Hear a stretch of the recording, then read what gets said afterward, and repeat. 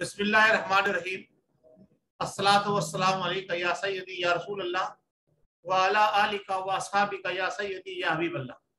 नाज़रीन, मैं आपका मेज़बान अहमद हसन कुरैशी और आपके लिए संडे स्पेशल लेकर आया हूँ AQ ग्लोबल यूट्यूब चैनल के ऊपर। नाज़रीन, जैसा कि आप जानते हैं कि हम रोज़ाना के एतबार से आपको आगाही दिलाने की कोशिश करते हैं कि जो कुछ हमारे मुल्क में हालात चल रहे हैं और जो कुछ वहाँ मामला रोज़ाना के हिसाब से रोनुमा हो रहे हैं। नाज़रीन, आज इतवार का दिन है और तमाम लोग जो है वो अपने घरेलू मसरूफियात में मशगूल होते हैं। मैं भी इत्तेफाक से कि आज काफ़ी मसरूफ रहा सारा दिन, जिसकी वजह से संडे स्पेशल ये लेट हो गया है।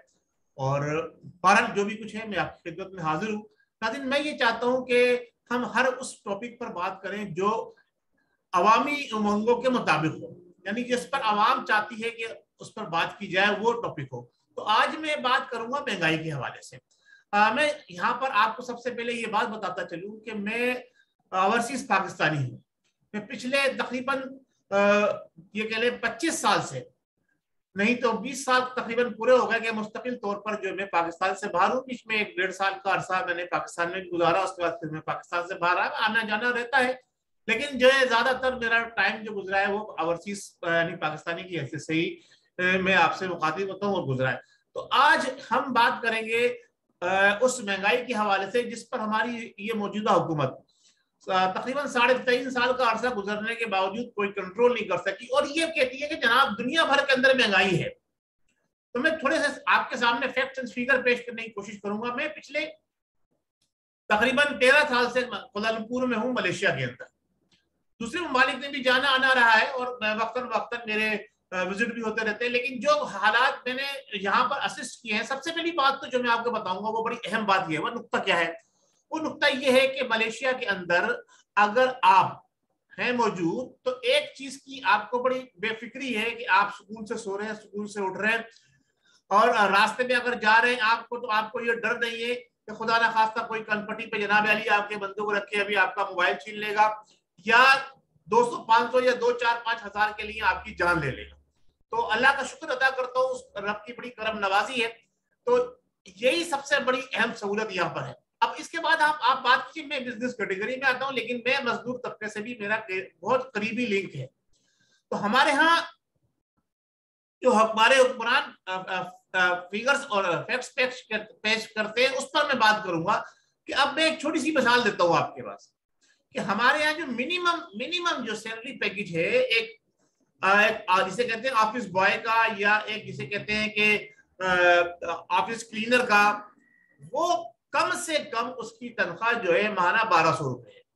अगर हम आज के रेट के हिसाब से उसको कैलकुलेट करें तो वो तकरीबन बढ़ती है 48,000 रुपए पाकिस्तानी जो वो कमा रहा है। अच्छा, उसमें उसको और फैसिलिटीज भी होती है उसके साथ, एक रिहाइश अकोमोडेशन भी मिली हुई है उसको, कहीं पे आमद रफ्त की भी फैसिलिटी मिलती है।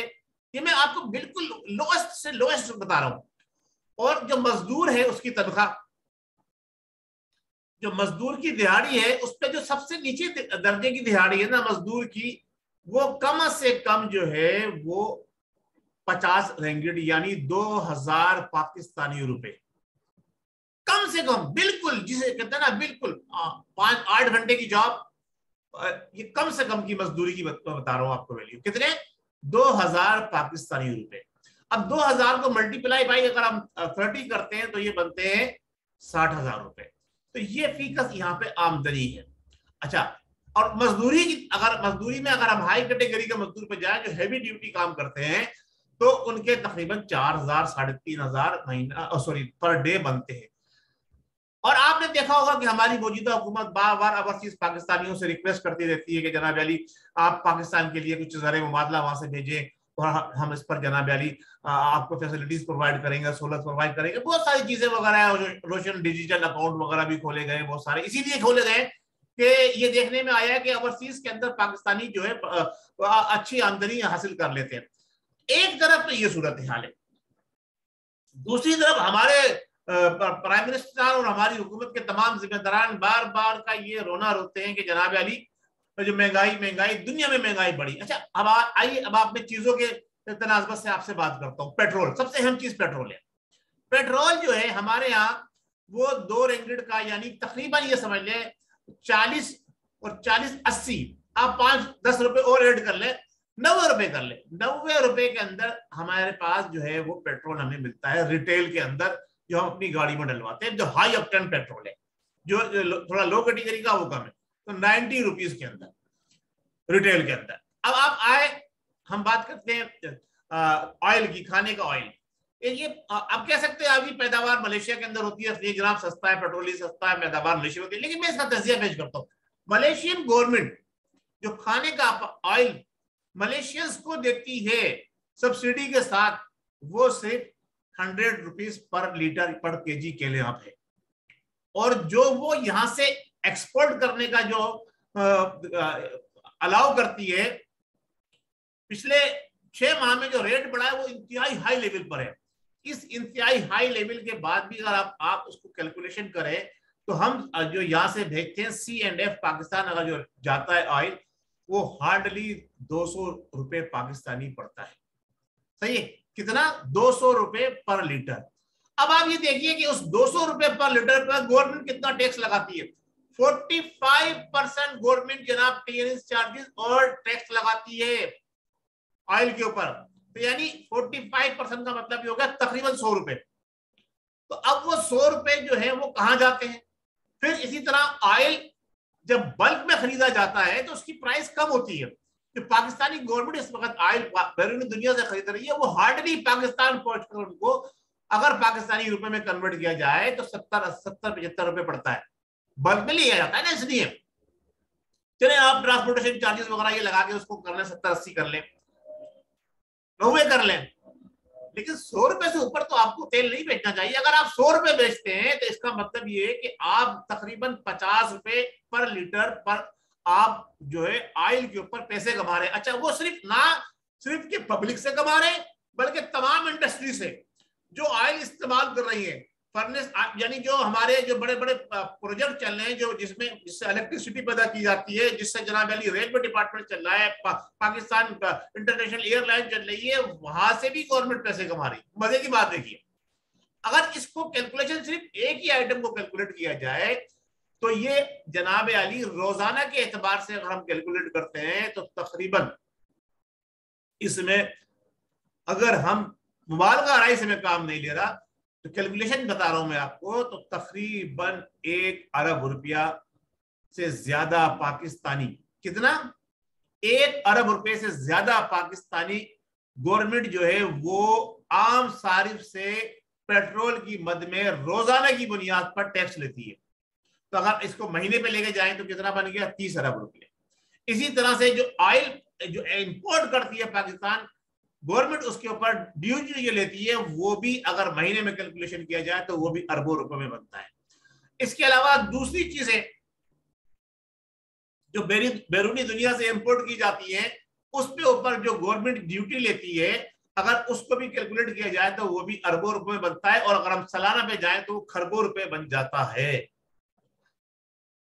इन तमाम चीजों का, अच्छा, फिर अगर हम यहाँ बैठे हैं मलेशिया के अंदर, मैं बात कर रहा था कंपैरिजन की, प्राइस ऑफ कंपैरिजन, प्राइस की मैंने आपको 2 चीजें बताई अभी।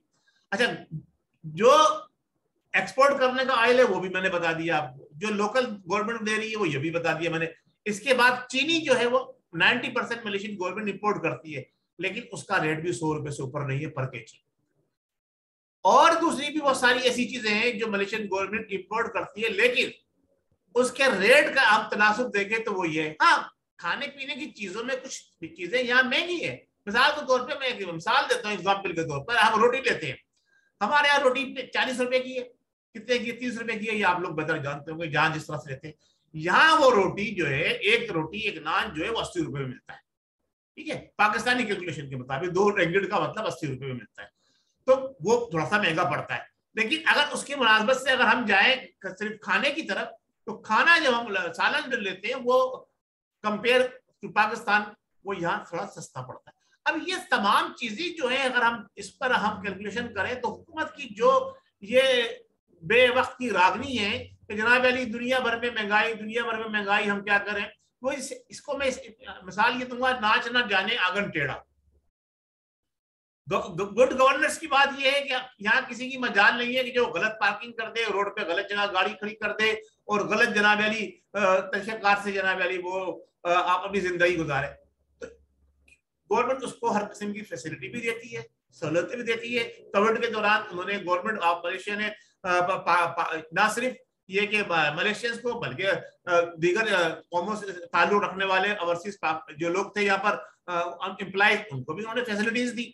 तो ये सब चीजें हमारी गवर्नमेंट क्यों नहीं कर सकती? सारे ये काम हमारी गवर्नमेंट भी कर सकती है अगर उसकी गुड गवर्नेंस हो। सबसे पहली बात तो ये कि फिर हम ये बात करते हैं ना, जो जैसे साहब बैरूनी दुनिया की बात करते हैं हमेशा कि जनाब अली फला जगह पे ये, फला जगह पे ये, फला जगह, तो वहां ये देखिए जो इख्तिदार के अंदर लोग हैं, जो वजीर हैं, जो सफीर हैं, जो सेनेटर्स हैं, जो कौमी और सूबाई असेंबलीज के मेंबर हैं, वो वहां पर कितनी फैसिलिटीज गवर्नमेंट से ले रहे हैं, गवर्नमेंट उनको कितनी फैसिलिटीज दे रही है, किन किन चीजों में सब्सिडी दे रही है, कितनी तनख्वाह दे रही है।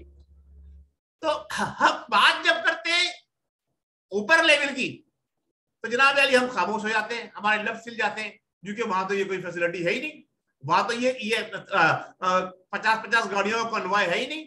वहां तो प्राइम मिनिस्टर भी अपना बस्ता लेके पैदल चल रहा होता है। तो वहां से हम कंपेयर करेंगे तो इसीलिए हमारे बुजुर्गों ने कहा है कि पानी ऊपर से जो आता है ना, वो जितना भी जैसा पानी होगा, अगर वो साफ और शफाफ होगा तो तमाम चीजों को धोता चला जाएगा, साफ और शफाफ करता चला जाएगा। तो अब अगर सबसे पहले अगर नियाजी साहब के पास जो टाइम पीरियड और फ्रेम इन्हें मिला था, बहुत अच्छा टाइम मिला इनको, जनाब अली बहुत अच्छी गवर्नमेंट मिली थी और अच्छे जिसे कहते हैं स्टेटस में पाकिस्तान था।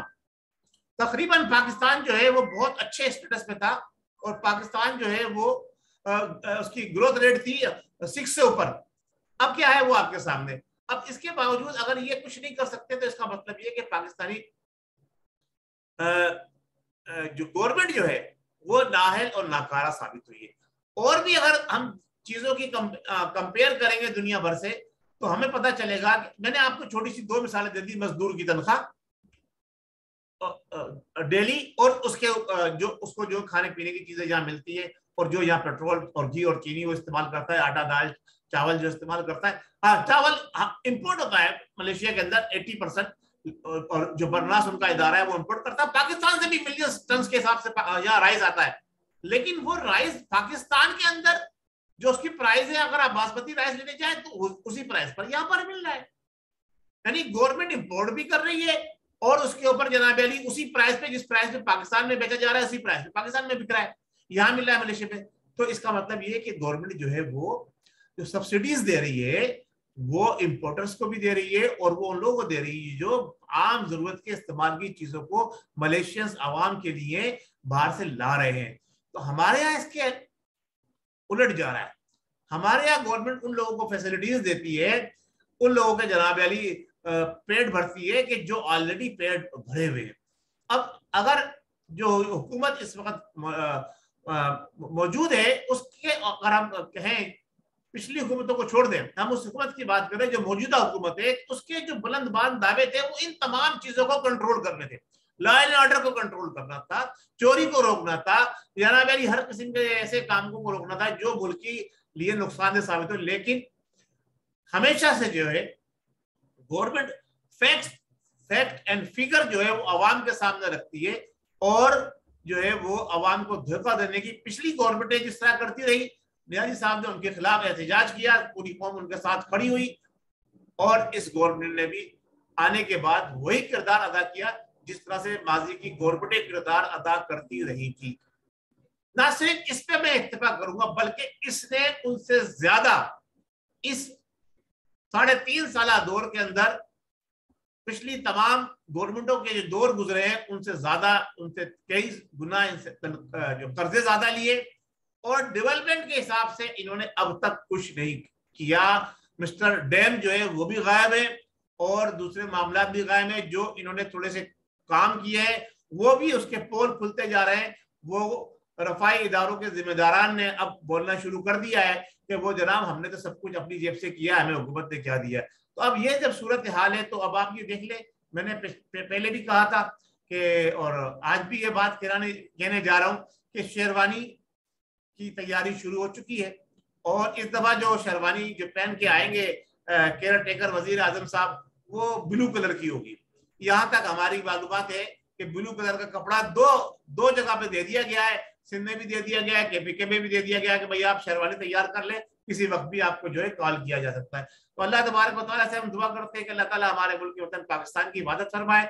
बहिसत ओवरसीज पाकिस्तानी हम दुआ कर सकते हैं, और जब भी जैसी भी जहां भी जरूरत पड़ी है हमारे मुल्क को, हमारे वतन को, हमने कभी भी ओवरसीज पाकिस्तानी ने पीछे नहीं रहे, बढ़ चढ़ कर हिस्सा लिया। और इस हुकूमत के लिए खास तौर से ओवरसीज पाकिस्तान के बड़े अच्छे इरादे थे और उन्होंने बहुत कुछ दिया, लेकिन उसका रिजल्ट इस हुकूमत ने उन्हें कुछ नहीं दिया। तो अल्लाह तबारक व तआला से दुआ करेंगे कि पाकिस्तान जो है पूरी दुनिया तक के लिए तो बना है, लेकिन कुछ उसलूबी से हमारे मुल्क के मामला चलते रहे। बहुत शुक्रिया। अस्सलाम वालेकुम व रहमतुल्लाहि व बरकातहू। पाकिस्तान जिंदाबाद। AQ ग्लोबल यूट्यूब चैनल को सब्सक्राइब करें और हमारे प्रोग्राम अपने दोस्तों में भी शेयर करें। मैं उम्मीद करता हूं कि आप अपनी फीडबैक से हमें आगाह करेंगे। अस्सलाम वालेकुम व रहमतुल्लाहि व बरकातहू।